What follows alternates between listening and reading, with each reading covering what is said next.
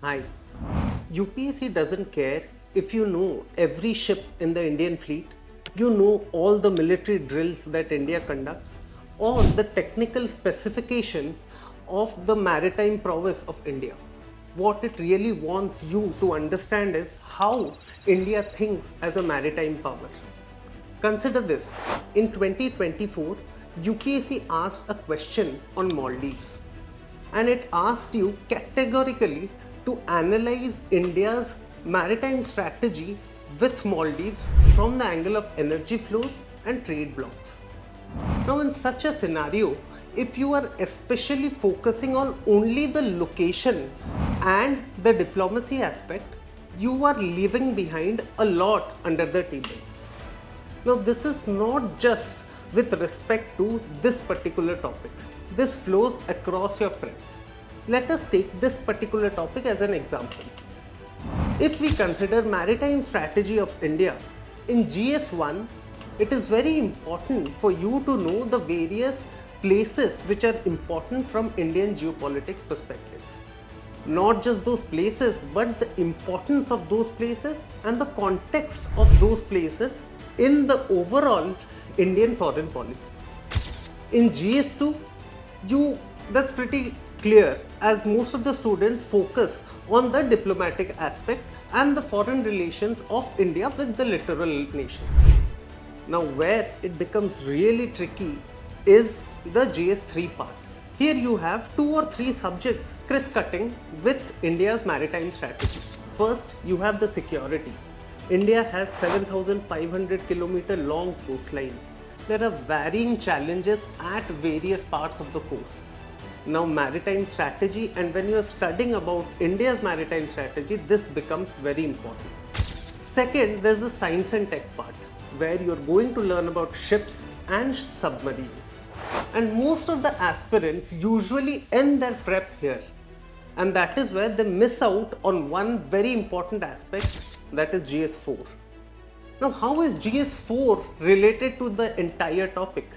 You have international ethics and sustainable maritime development, which is again very important from this particular current affairs perspective. So now we are clear that a particular topic has to be approached from multiple dimensions, be it GS1, GS2, GS3 and GS4. Now, as a student, after knowing this, what you do, that is important. Because मैं अगर plane शब्दों में बोलूं, आप अभी जाओगे और कोई भी content which deals with maritime security strategy of India या maritime diplomacy of India, you will pick that up and start studying the content in that. But the problem why people are not able, or why aspirants are not able to think from multiple dimensions, is because each and every content will contain challenges, initiatives. Initiatives को divide किया होगा global and national में, and then what is the way forward. So basically, the content which you will go and see on this topic would be an assortment of points categorized under challenges, initiatives and way forward. Your next logical step is आप उसको one pager notes में बनाओगे and you will start learning and reading that again and again. But यहाँ पे main problem और issue कहाँ पे आती है? We just talked about how to approach one particular topic from 4 GS papers, but इसको mainly पढ़ना कैसे है? That is more important to know. So if I draw a certain graph here and you have the topic as maritime diplomacy or maritime strategy or whatever, how we study usually is यहाँ पे इसके challenges, way forward and इसको अलग अलग dimensions दे देते हैं. You call it pestle approach या whatever in this whole world, but broadly मोटा मोटी हम इस direction में जाते हैं पढ़ने के लिए. Challenges, way forward, initiatives. Now, how we are going to alter this slightly is, as a GS student, we have to know a bit more than what is there on the periphery. We will go slightly into the depth of this particular topic to show you as an example. And then we will figure out how it can help you to address this topic from all 4 GS papers. Right तो मैं अगर maritime diplomacy के थोड़े depth में जाऊं तो मेरा जो फर्स्ट सवाल और the first question which N inquisitive mind will ask is right now what is the need of such a strong focus on maritime strategy at this present day and age, because our land border enemies are still the same, the geography of India hasn't changed, but why such a strong focus right now? Why it is the need of the hour? Second, to know why it is so important in the present day, it is very important for us to know how the maritime strategy or the maritime policies of India have evolved over the years, right from the time of independence till today. And finally, despite having a strong navy and technology at the pay, what are the persisting challenges that prevent from a successful maritime strategy to be deployed on ground? And the most crucial element of the current affairs is the Mahasagar policy or initiative which the government has unveiled in 2025. Now current affairs आपका महासागर ही है, but you understand the depth of the topic through which we are going till we reach here.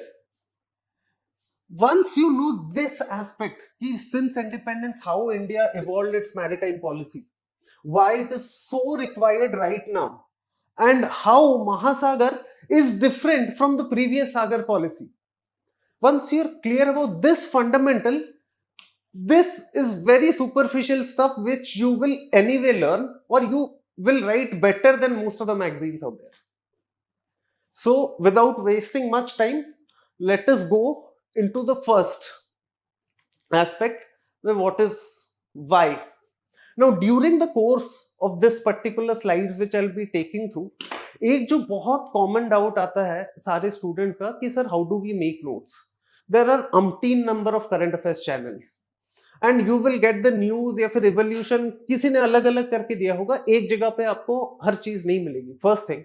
Second, even if you get that news, the issue which even many of the rankers have had is how to place them in a content. या जो आपका notes बना रहे हो, how do you place those amount of videos, lectures, books, newspapers into one single frame? Now this is what the idea behind this particular exercise is going to be. So let us start first. Why maritime? Now you understand India's geography. India is a peninsula. It is covered by sea on all the sides. So our first point of why do we need a maritime strategy right now is going to be related to geography.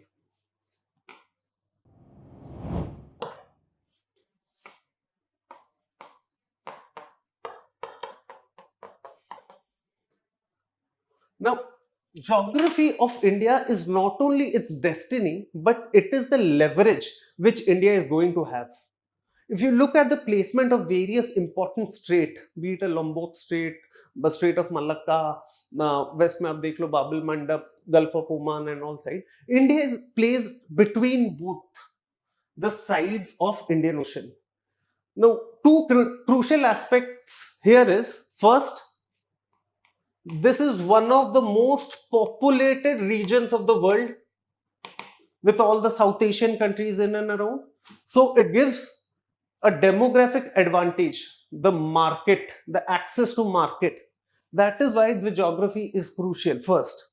Second, India sitting in between both the sides of the Indian Ocean also gives it the leverage to act as a gatekeeper for all the trade that passes through this particular region. And mind you, a lot of trade passes through this. So I'll write my second point as trade gatekeeper. Now, while writing any answer, हम ultimately current affairs mains में answer लिखने के लिए पढ़ रहे हैं. तो while writing any answer, you just can't throw up generic terms. You need to be very specific. Now, if you're writing these particular points, you have to substantiate it with examples or data or any policies. So, if I may say, the best example here is more than 80,000 ships pass through the Strait of Malacca every year. Now, this is your first point. Geography of India makes it a compulsion for India to use its geography as a leverage.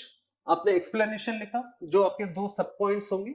Then a very specific example to substantiate that fact. Second, we will move to economy.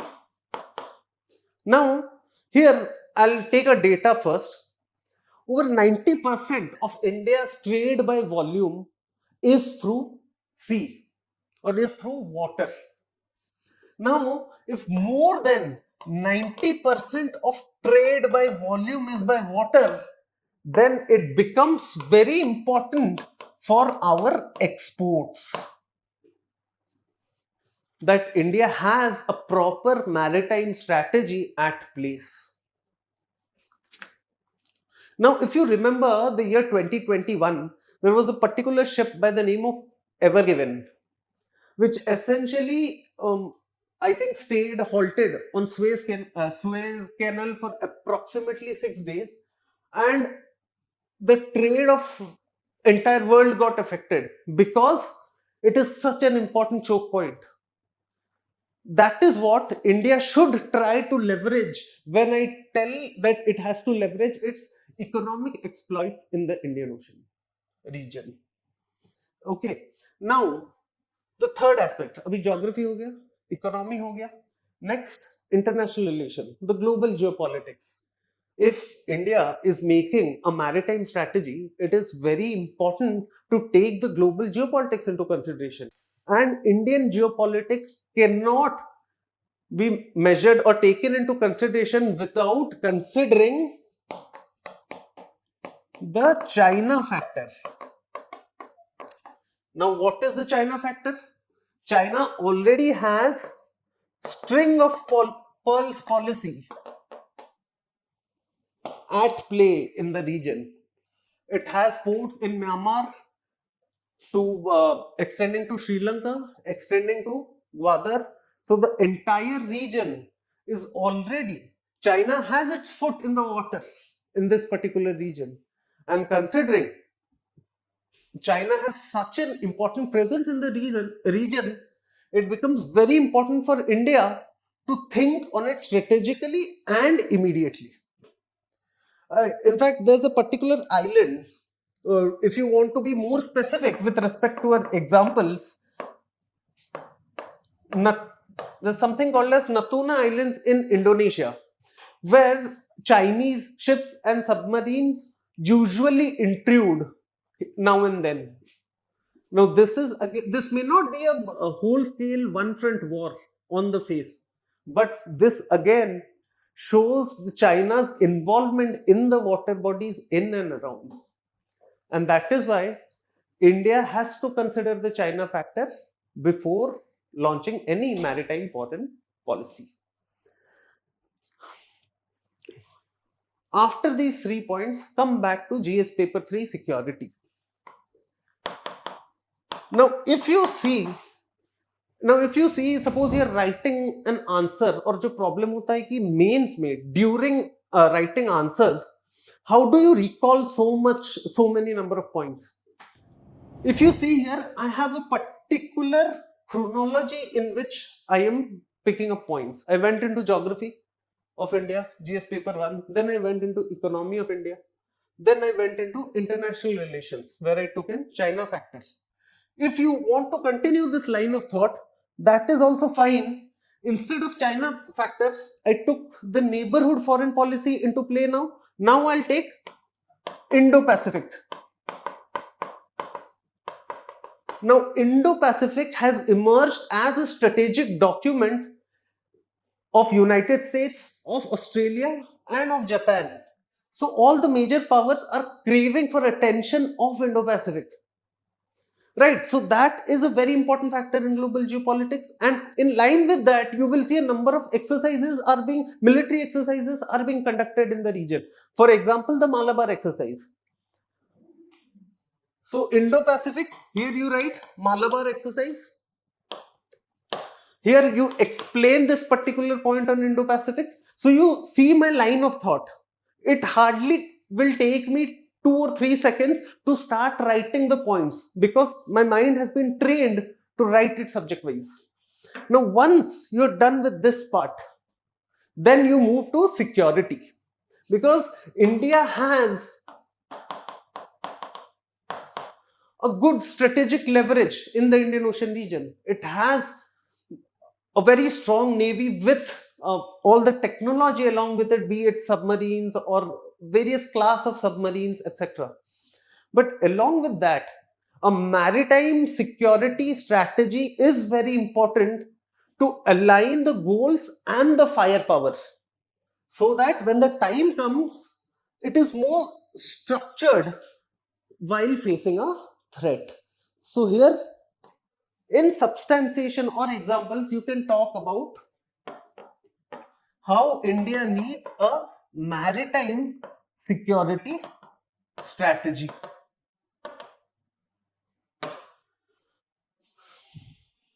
And then it is not just about the water bodies.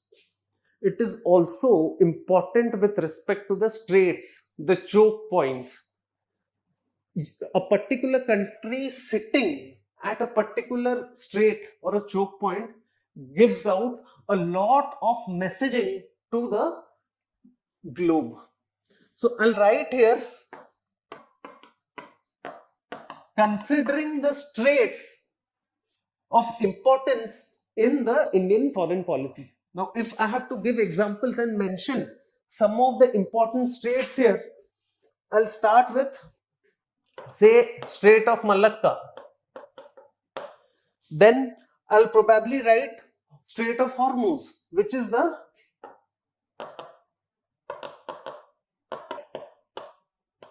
considered as the oil gateway, because a lot of oil trade happens through that particular strait.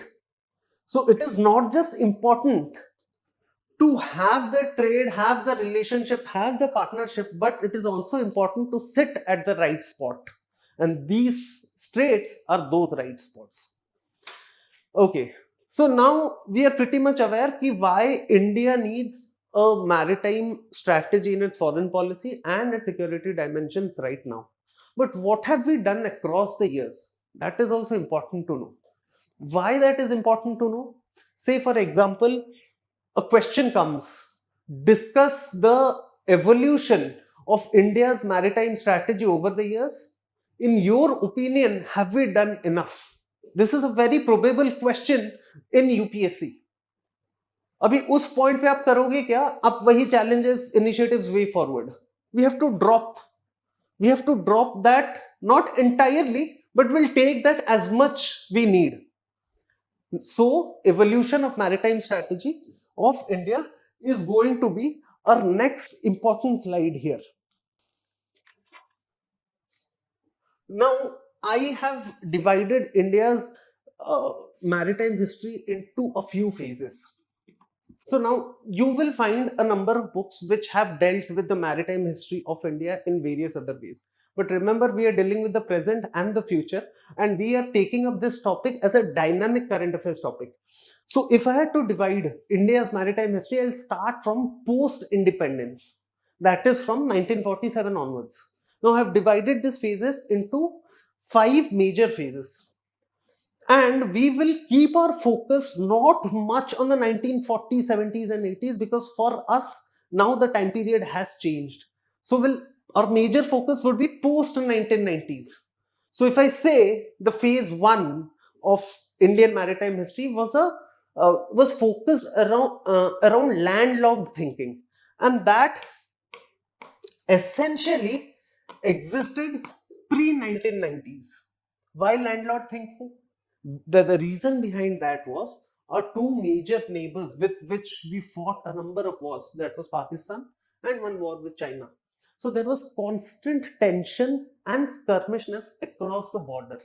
So that is why our defense and foreign policy was pretty much focused towards the land borders. Even in the 1971 war, even in the 1971 war, despite the Navy played such a strong role, if you see, the focus was primarily on the fall of Dhaka through the landside region. So that is why pre 1990s, I'll tell it as a landlocked thinking history of maritime India.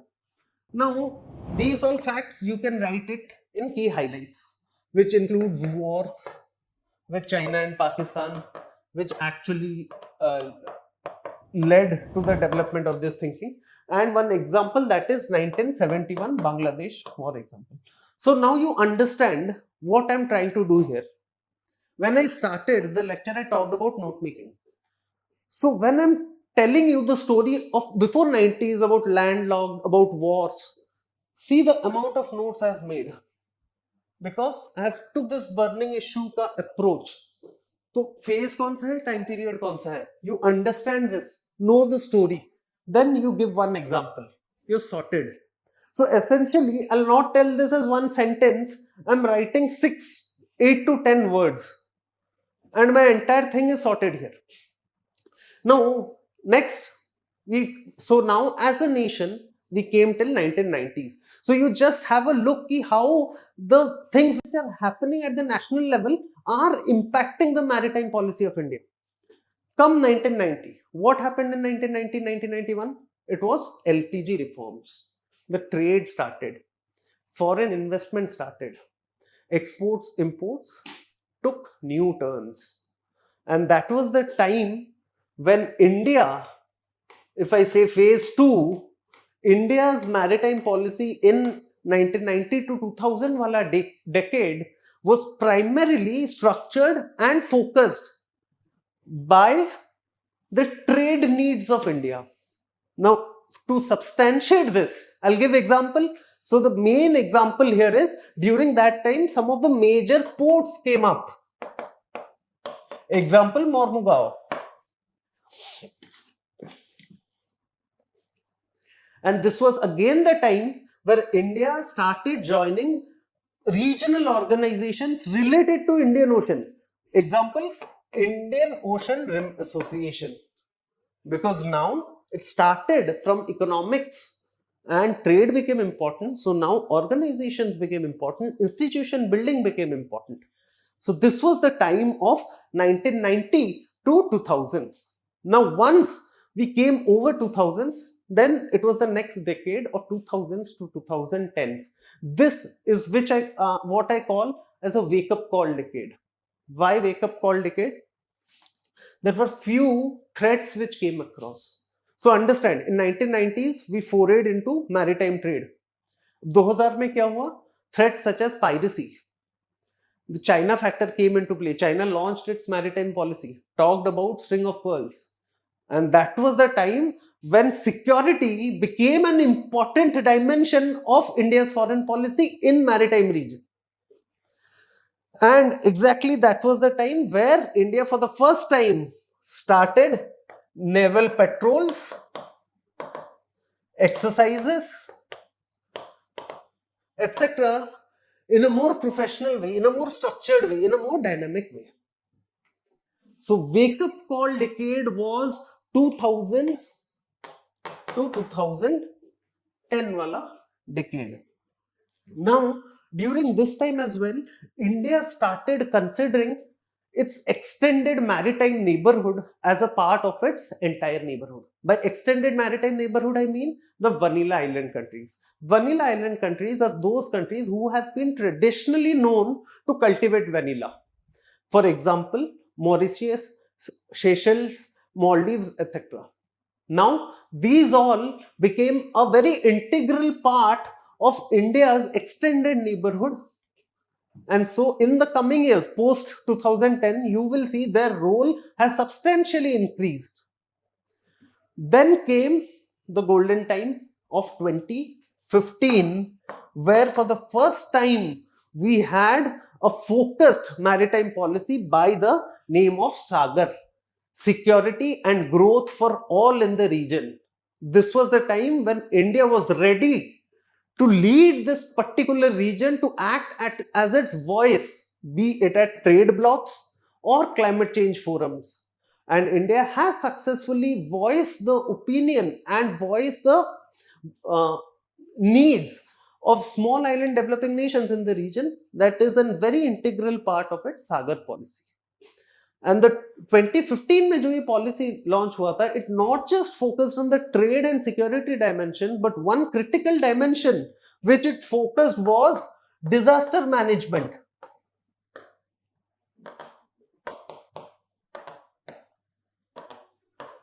So now if you see this particular table, you will see these phases are basically development of India's history over the years since post 1947. This is the timeline. As Indian history has evolved, maritime history has also evolved accordingly. Previously, we were pretty much focused on landlocked thinking. Then trade started because LPG reform started. We needed more seaports. So the maritime routes became a part of our trade routes. Then again, as China and the China factor came into play and the pirates started coming in, the third aspect, that is the wake up call, the decade of wake up call where India delved into naval patrols and exercises. And then this ultimately led to 2015 SAGAR policy, where India chose to act as a regional leader in the region. It's very important to know the evolution, to write a mains answer, to substantiate a point, or to directly write any answer कि अगर evolution पे question आ गया. I'll give you an example of a particular question in between somewhere. Now come 2025. So 2025, why is it crucial? 2025 marks the decade of Sagar. And this is when India launched Mahasagar policy. Now, अभी तक आपको थोड़ा सा अंदाजा हो गया होगा कि how we are going ahead, starting from economy, delving into security, then regional leader, then obviously the next chink in the armor is, or the next step in this entire timeline is being a global leader in that particular region.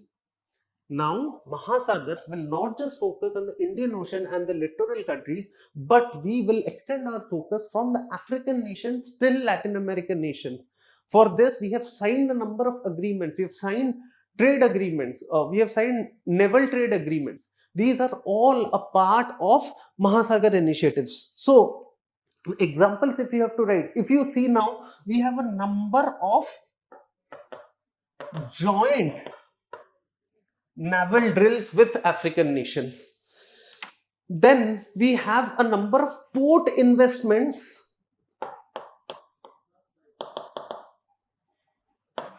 in Mozambique. So now this is the entire maritime history of India sorted into one burning issue table. Right, now once we are done with this, our next important question is, does Mahasagar policy only is different from the Sagar policy only in terms of geography? No. You need to understand what are the various dimensions. अभी आप जाके ये net search करोगे, आपको 2-3 YouTube videos और 1-2 documents में पता चल जाएगा. But that is not what our goal is. If we are thinking of attempting a question on maritime strategy, maritime foreign policy of India, we should try to do it in 4 slides. कि 4 slides हैं, 4 tables हैं, 4 तरह के columns हैं, and that is what we will go for. So essentially, if I divide it, it differs in 3 primary aspects. I'll write it 4 here.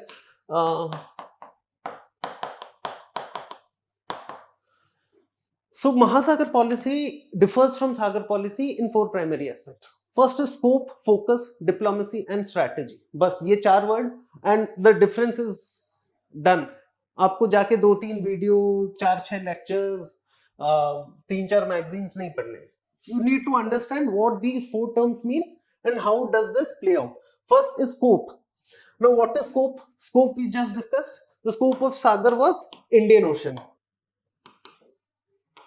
Okay. Now, the Mahasagar moves beyond that. It includes all the global South plus Indo-Pacific. So this is what the focus of both the policies were. Now we'll move to the second point. Second is the focus. The focus of SAGAR policy was primarily on maritime security.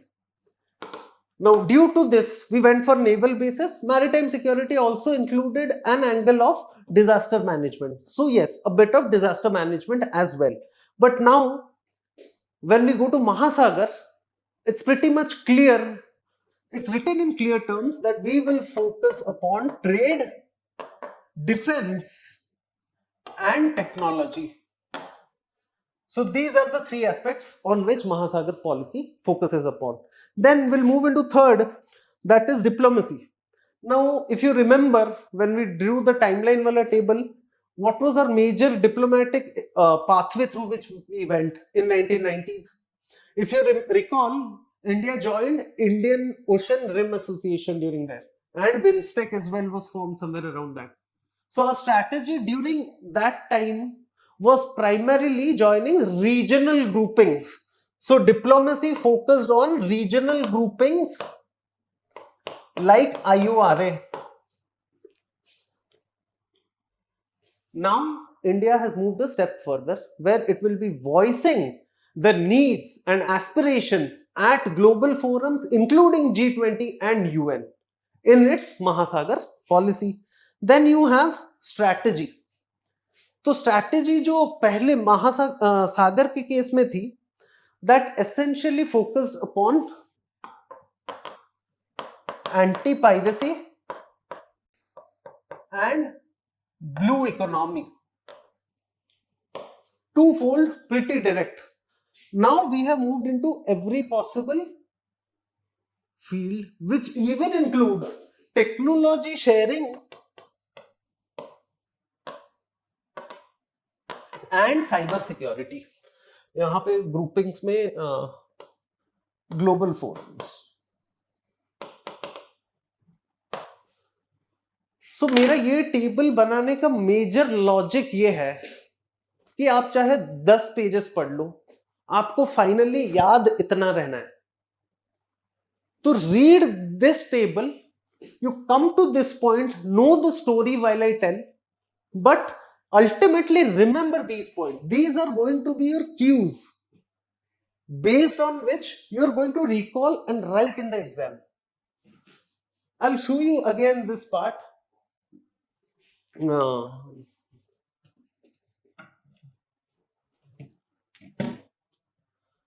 So that is how, now once you are aware of these all aspects, which includes why India needs a maritime strategy right now, how the present Mahasagar differs from the previous Sagar, and how India's maritime strategy has evolved over the years with India's development.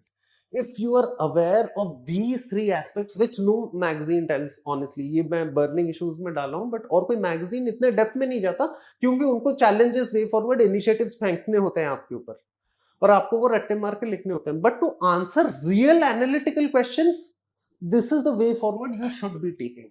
Hopefully, I'll see a lot of you in the class, especially before mains. Thank you.